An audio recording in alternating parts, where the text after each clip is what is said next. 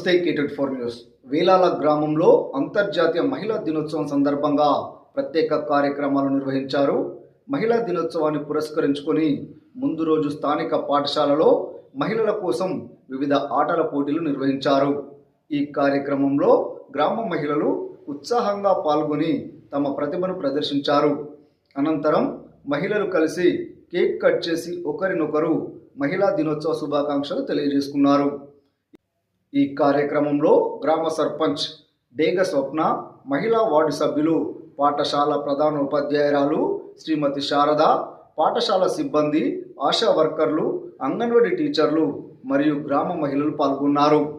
మహిళల ఐక్యత, సాధికారతను ప్రతిబింబించేలా ఈ కార్యక్రమం ఎంతో ఆనందంగా నిర్వహించారు. అప్పుడు పోరాటం చేయడం జరిగింది.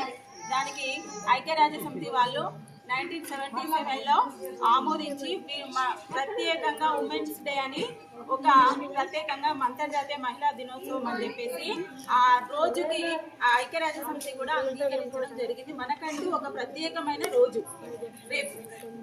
మరి మహిళలు అన్ని విషయాల్లో ఇంతకుముందు ఏంటంటే మన రాజ్యాల గురించి చెప్పుకున్నప్పుడు రాణి రుద్రమాదేవి గారు ఉన్నారు, ఝాన్సీ లక్ష్మీబాయి, దేశాల కోసం పోరాటం చేసిన స్త్రీలు, వాళ్ళు రాజ్యం ఏలిన వాళ్ళు, మగవాళ్ళు రాజులే కాదు.